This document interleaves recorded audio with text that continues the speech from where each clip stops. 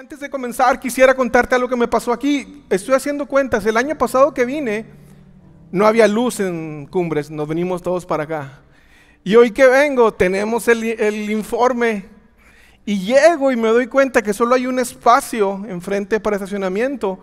Y me pareció muy bien que sea usado únicamente para los que traemos niños, carriolas. Y quiero agradecerte por tu paciencia. Quiero agradecerte que no depende de nosotros, que hacemos lo mejor que podemos con lo que hoy tenemos. Por eso a lo mejor fue incómodo llegar y decir, ¿por qué no me voy a poner aquí si está el lugar libre? Pues es que tenemos que ayudar a los que tienen que caminar más. Quiero agradecerte eso porque eso muestra una iglesia que coopera, unos servidores eficientes que estoy seguro que aquí los tenemos. Gracias por eso. Y en la final del Super Bowl 49, el equipo de los Seahawks estaban a 2 yardas de ganar el bicampeonato. Para los que no les guste el fútbol americano o que les guste, pero le van a los Steelers o a los Vaqueros o algo así, déjame te cuento. En el fútbol americano avanza de 2 formas. O lanzas la pelota o corres la pelota. Todos esperaban que corrieran la pelota. 2 yardas, 2 yardas. Pero el entrenador decidió lanzar un pase y veamos qué fue lo que pasó. Play clock at 5. Pass is intercepted at the goal line by Malcolm Butler. Unreal. Malcolm Butler, who almost made the phenomenal play that wound up in Percy's arms. There are flags on the field for a celebration. Amazing. Butler, a rookie free agent out of West Alabama. They tried a pick play, Al. They tried to go here, but he beats them to the punch. And I'm sorry, but I can't believe the call. Me neither. I cannot believe the call. You've got Marshawn Lynch in the backfield. You've got a guy that's been borderline unstoppable in this part of the field. I can't believe the call. And there is Brady. As demonstrative as ever, and Richard Sherman. Esa jugada no solo costó el partido, costó amistades, costó el futuro de ese equipo, todo porque alguien no hizo lo que se esperaba. ¿Te ha pasado que alguien no reaccionó como tú esperabas? ¿Te dolió? ¿Te alejaste? ¿Has sentido que no puedes perdonar por lo que hicieron? ¿Y eso que hicieron rompió algo en ti? Hoy hablaremos de una historia real, no de la NFL, sino en la iglesia. Por eso mi mensaje se llama, aunque no corras.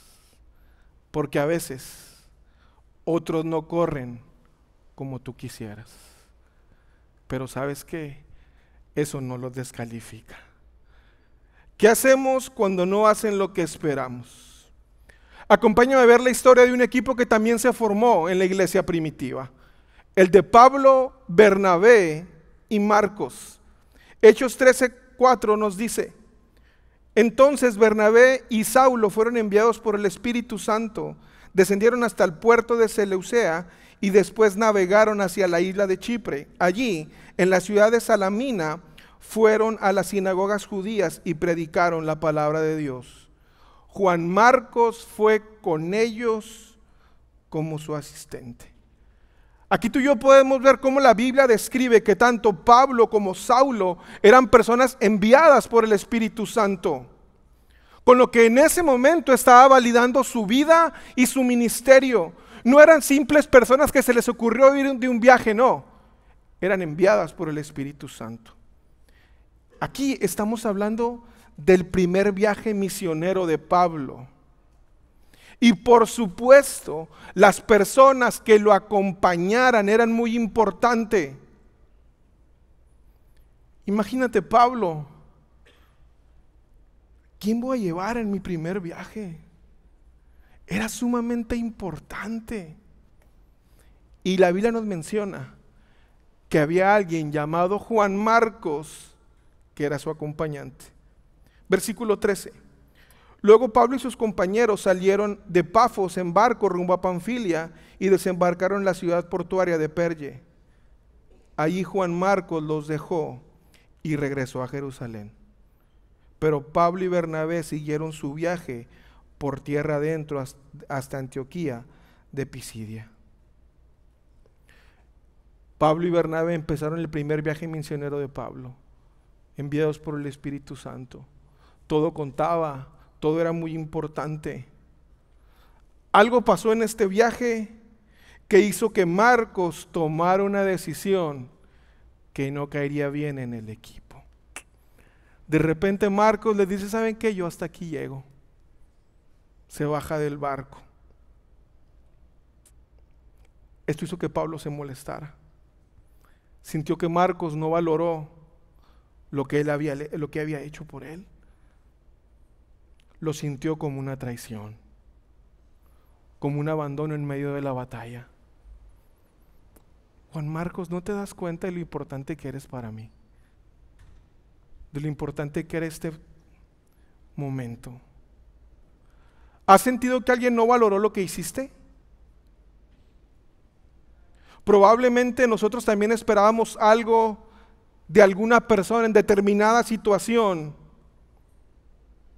pero fue muy triste darnos cuenta que esa persona no reaccionó como tú y yo esperábamos. Oye, yo te di todo esto en mi vida. Yo puse esa esperanza en ti y tú no reaccionas. Tú no haces lo que yo espero. Siendo que tú sabes que es importante para mí, no reaccionas como yo espero. Y seguramente Pablo tenía en alta estima a Juan Marcos. No invitas a cualquiera a tu primer viaje misionero. Es por eso que las traiciones, los insultos, los dolores duelen más cuando vienen de un cercano. Son las personas en las que más expectativas ponemos. Son a las que más les ponemos cargas. Es que tú tienes que ser así. Es que yo necesito que tú seas así. ¿Y me preguntaste? Sintió muy traicionado. Pablo se sintió. Hay algo muy importante que encontramos en Marcos 14:51 que dice: un joven que lo seguía solamente llevaba puesto una camisa de noche de lino. Cuando la turba intentó agarrarlo, su camisa de noche se deslizó y huyó desnudo. Marcos, en su mismo evangelio, nos cuenta de un joven que huyó cuando arrestaron a Jesús. Algunos teólogos creen que se refiere a él mismo. Por eso podemos ver que la tendencia de huir en Marcos vuelve a aparecer. Es una constante. Simplemente ahora se repitió en el viaje que tenía con Pablo. No sabemos las razones de por qué Marcos abandonó en ese momento. No las menciona, pero pudieron haber sido algunas de las siguientes. Tal vez no se sintió capaz de llevar la responsabilidad. Yo tampoco, imagínate, viajar con Pablo. Tal vez no se sintió suficiente, o simplemente no encontró el estímulo ni la motivación adecuada. ¿A ti qué te hace huir de las cosas? ¿Qué es lo que te hace abandonar el barco? Que no te sientas suficiente, que no quieras la responsabilidad o no encuentras el estímulo. Pasaron los años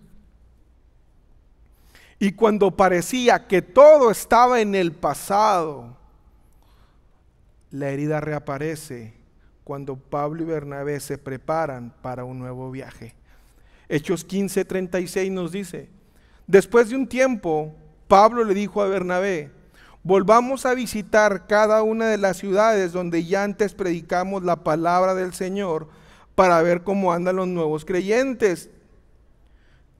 Bernabé estuvo de acuerdo y quería llevar con ellos a Juan Marcos. Pero Pablo se opuso terminantemente, ya que Juan Marcos los había abandonado en Panfilia y no había continuado con ellos en el trabajo. Su desacuerdo fue tan intenso que se separaron.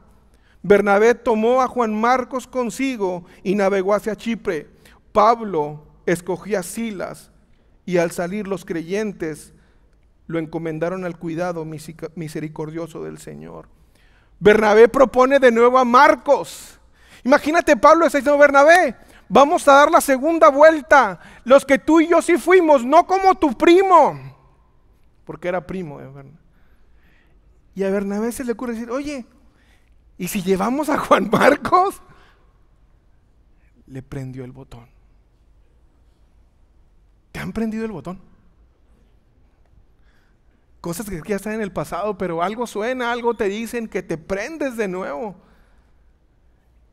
Tan enojado estuvo Pablo, imagínate que se tuvieron que separar. No hubo forma de reconciliarse, que cada uno toma su lugar. Y aquí encontramos dos puntos de vista diferentes. O corres o lanzas. Bernabé quiere dar una segunda oportunidad a Marcos. Pablo dice que no, que él falló una vez y no se va a arriesgar a que de nuevo les falle. Dos posiciones diferentes. ¿Tú qué haces ante posiciones diferentes a las tuyas? Aquí tenemos dos opiniones, un mismo Dios. Porque recordemos que al principio la Biblia nos dice que el viaje de Pablo y Bernabé, el Espíritu Santo lo estaba avalando. Dos opiniones, un mismo Dios. A veces Dios pone convicciones distintas en personas distintas. Y no lo hace para dividir, sino para multiplicar. Bernabé se va con Marcos, Pablo con Silas. Pablo en esa etapa de su vida era conocido por un ser duro y difícil. Tú puedes ver las cartas que él hace al principio de su ministerio y es duro. Y era tan duro que obligó a que Bernabé tomara una posición que se fuera con Marcos. Pablo no estaba dispuesto a dar una nueva oportunidad a Marcos en ese momento, porque no la merecía. Los hechos lo mostraban. Para Pablo el evangelio era tan importante y a la vez una labor tan difícil que él no estaba dispuesto de ir a la guerra con alguien que no estuviera preparado. No iba a ir a la guerra con alguien que pusiera en peligro a todos por su inmadurez. Bernabé, por otro lado, veía el potencial que había en Marcos y estaba dispuesto a ayudarlo y estaba dispuesto a arriesgarse. ¿Quién tiene la razón? ¿Pablo defendiendo la excelencia o Bernabé defendiendo el potencial? Cabe mencionar que no era la primera vez que Bernabé intercedía por alguien más. Filipenses 2:5, no es cierto, versículo 26. Cuando Saulo llegó a Jerusalén, trató de reunirse con los creyentes, pero todos le tenían miedo. No creían que de verdad se había convertido en un creyente. Entonces Bernabé se los llevó a los apóstoles y les contó cómo Saulo había visto al Señor en el camino a Damasco y cómo el Señor le había hablado a Saulo. También les dijo que en Damasco Saulo había predicado con valentía en el nombre de Jesús. Así que Saulo se quedó con los apóstoles y los acompañó por todo Jerusalén, predicando con valor en el nombre del Señor. Pablo había sido apoyado por Bernabé antes, pero ahora por no controlar sus emociones, está bloqueando esos recuerdos. A Pablo se le está olvidando que él mismo había sido esa persona incapaz, que había sido esa persona que los demás veían como alguien no dispuesto, como no maduro. Se le había olvidado que alguien había intercedido por él. ¿Cuántas veces nuestras emociones nos impiden ver qué tan buenas han sido las personas o Dios con nosotros? Se nos olvida la gracia que Dios ha derramado en nuestra vida. Se nos olvida cuántas veces Dios nos ha salvado, cuántas veces Dios nos ha tenido paciencia. Y por no controlar esas emociones, terminamos cortando cabezas. A Pablo le pasó. No se acordaba. Las emociones tanto de Pablo y Bernabé hicieron que cada uno tomara diferente postura sobre Marcos. Tú y yo vemos aquí una diferencia entre personas. Cuando vemos una diferencia con alguien que piensa diferente, cuando tiene dos posturas diferentes, siempre tenemos la tendencia a cargarnos hacia un lado. Tenemos la tendencia a decir, no, es que debe haber pasado por esto. No tenemos el contexto, no tenemos la historia. Y siempre lo hacemos, ¿qué? Basado en experiencias propias.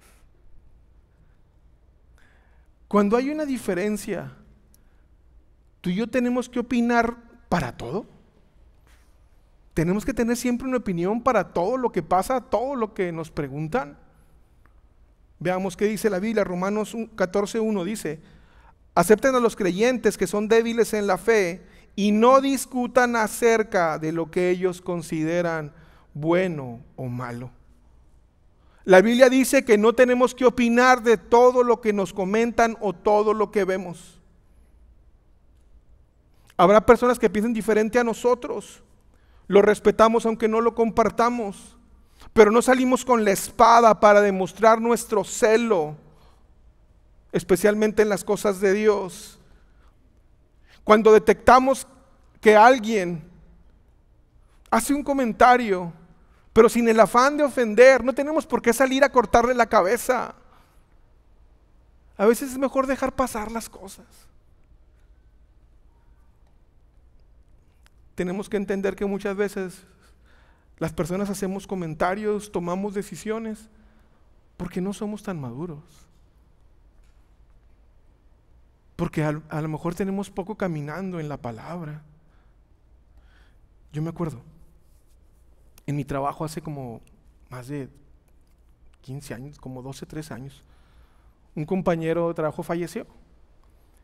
Y después de ir al servicio funerario, una muchacha dijo: yo creo que si llueve cuando la persona se muere, eso quiere decir que se va a ir al cielo. Pues eso piensa ella. Yo tendría que haber opinado para todo lo que pasa en eso. No. Cuando veamos que es una creencia grave y que puede dañarle, que puede causarle un daño inmediato a las personas, por supuesto que tenemos que ayudarle, pero siempre buscando el mejor momento y siempre cuidando que nuestra motivación sea el amor y no mi afán por demostrar que sé más que tú. Tanto Pablo como Bernabé eran siervos llenos del Espíritu Santo, pero veían las cosas diferentes sobre el caso de Marcos. Podremos suponer que en este caso alguno de los dos no estaba siendo guiado por el Espíritu Santo, porque él no puede tener dos opiniones diferentes, ¿o sí? Lo mismo hacemos como iglesia y como personas, ¿te has fijado? A veces juzgamos a quienes tienen el mismo lenguaje que nosotros y decimos que nosotros hablamos de la forma correcta, que ellos no. A veces lo decimos de los que predican en la plataforma, perdón.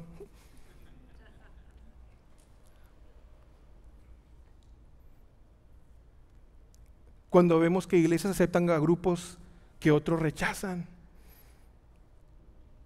Cuando señalamos a una generación más joven por no tener las mismas costumbres que nosotros. ¿Y qué decimos? En mis tiempos.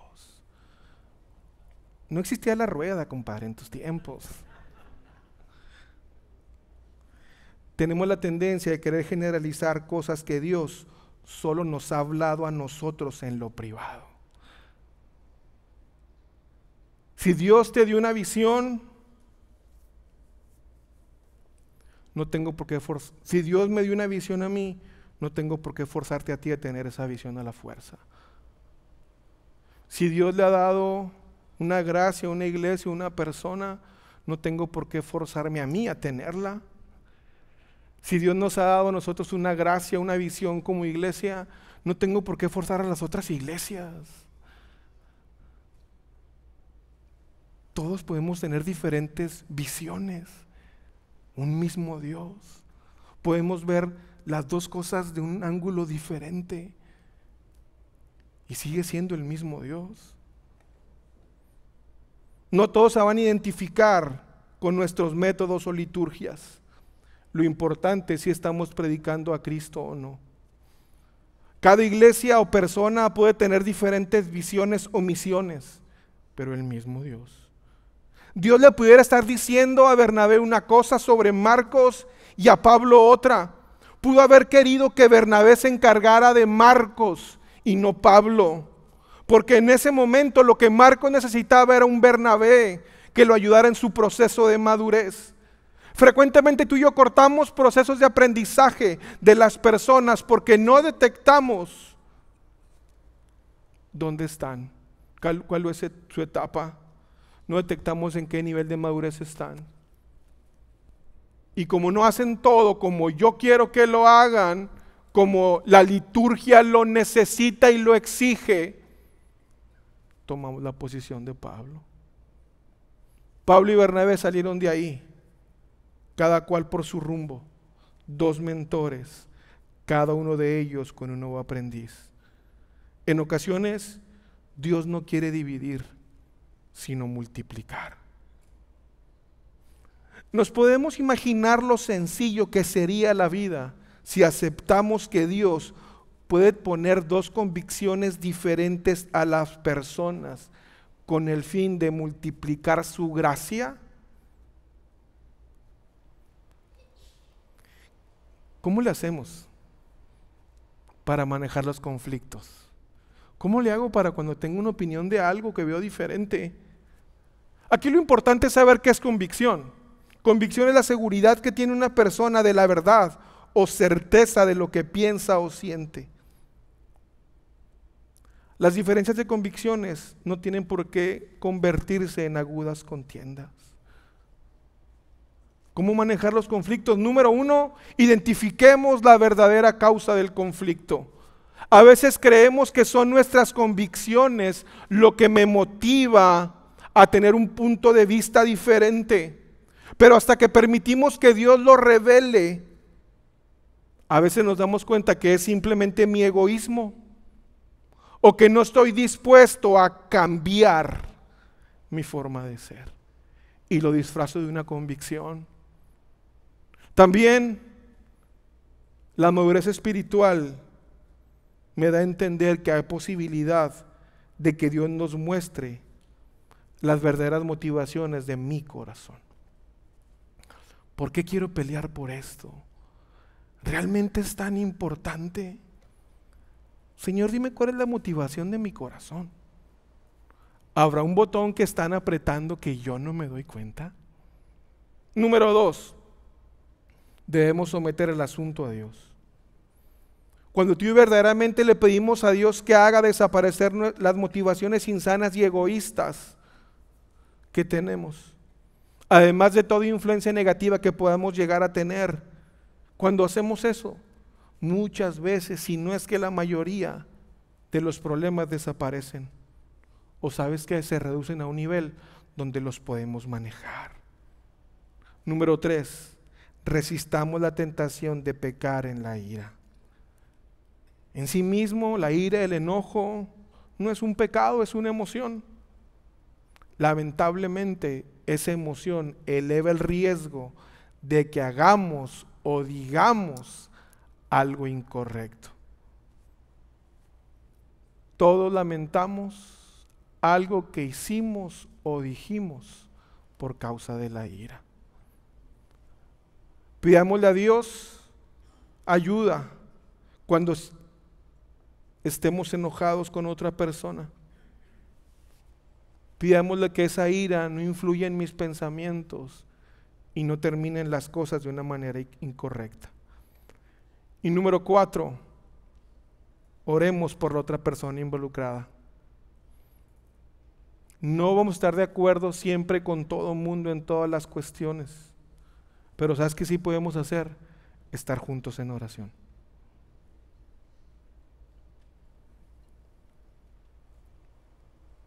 Señor, tal vez no entiendo a esta persona. Mi forma de ver la vida no la explica, no la entiende. Quiero orar por él. No quiero juzgarlo, no quiero señalarlo. Quiero amarlo tal como es. ¿No te gustaría que eso hicieran contigo? Continuemos con la historia de Pablo, que en ese punto de su vida no se da cuenta del peligro en el que está, que es el de no perdonar. George Herbert dijo: el que no puede perdonar a otro rompe el puente por el que deberá pasar él mismo. Lo duro de perdonar es que detrás de cada acto de perdón sí hay una herida, sí hay una traición. Y el dolor que deja una traición no se desvanece con facilidad. Perdonar es difícil porque duele, porque implica que alguien te falló, porque implica que a alguien le entregaste un importante de tu vida y ¿sabes qué? Dijo, se cayó.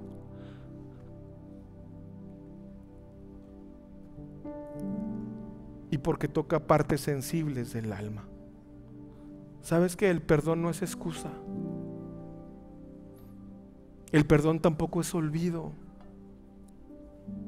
Perdonar tampoco es minimizar el dolor.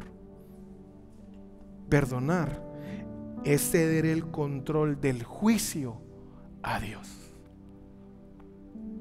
Es confiar en que Dios tratará de mejor manera las cosas a como yo las quiero tratar.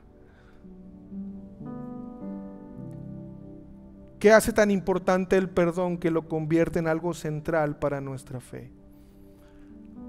Porque cualquiera puede amar a sus amigos y sus parientes. Jesús mismo dijo, ¿no hacen también así los gentiles? Él dijo, los hijos de mi Padre han sido llamados a una ley superior para que se parezcan a el Padre que perdona. Tú y yo hemos sido llamados a que el amor de Dios se manifieste por medio de nosotros en nuestra familia, en nuestros amigos y ¿sabes qué? En los que nos hieren. Solo la experiencia de ser perdonado es la que nos hace posible perdonar. La gracia es la única fuerza del universo con el poder suficiente para romper las cadenas que esclavizan a las generaciones. Solo la gracia puede derretir la falta de perdón. El evangelio de la gracia comienza y termina con el perdón. Y romper el círculo de la falta de gracia requiere una iniciativa. Requiere decir, hasta aquí se termina la cadena. Me sigue doliendo, sigo sin entender, pero yo voy a perdonar. Porque es importante que yo, que soy la víctima del primer paso. Mateo 6:14 dice, si perdonas a los que pecan contra ti, tu Padre Celestial te perdonará a ti. Pero si te niegas a perdonar a los demás, tu Padre no perdonará tus pecados. Jesús hizo depender el perdón de Dios a la acción de que nosotros estuviéramos dispuestos a perdonar las injusticias. ¿Qué hace tan desafiante esta declaración? Es porque el hecho de que Jesús une el perdón con el que recibimos del Padre es la evidencia de que somos nueva criatura. La evidencia de que tú y yo podemos perdonar nos muestra que hemos sido perdonados. Porque solamente quien ha sido perdonado puede perdonar. Los heridos hieren, los que han sido lastimados lastiman, los ofendidos ofenden, los perdonados perdonan. Una cosa, familia, es verse atrapado en un círculo de falta de gracia con un cónyuge, con tu cónyuge, con un socio, con un amigo. Pero otra muy distinta es verse atrapado en un ciclo así con el Dios Todopoderoso. El perdón de Dios es incondicional. Procede de un corazón que no exige nada para sí. Un corazón que está totalmente desprovisto de la búsqueda de sí mismo.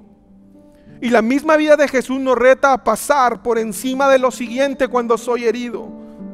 Tengo que ir por encima de la necesidad de recibir agradecimiento y de ser elogiado. Es que tienes que reconocer que te perdoné. ¿Que no te acuerdas que te perdoné? Oye, no me has aplaudido porque te perdoné. ¿Dónde está mi cena? Porque no. Jesús nos libra de la necesidad de querer ser elogiados. También me invita a pasar por encima la parte de mi corazón que sí se siente herida y maltratada, pero que quiere permanecer en control de la situación y poner unas cuantas condiciones entre mi persona y la persona a la que se me pide que me perdone. Te voy a perdonar, pero tienes que hacer esto. ¿No te acuerdas que me hiciste mucho daño? Y es que estoy herido. El perdón es un acto de fe.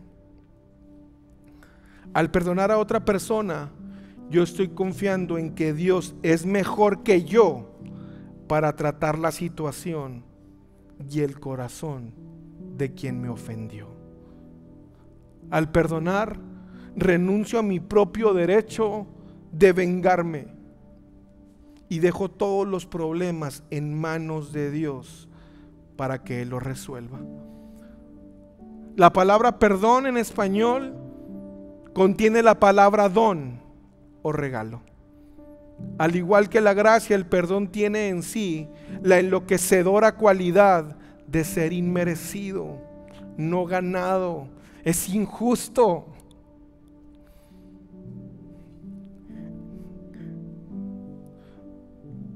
Vemos a Pablo en sus últimos años de vejez, cuando el camino, el haber sido perdonado por otros, lo lleva a escribir a Timoteo.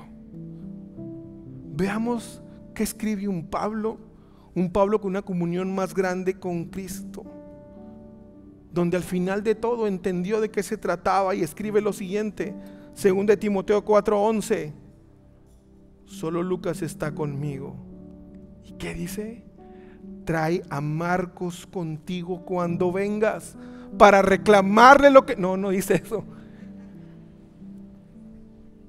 Porque me será de ayuda en mi ministerio.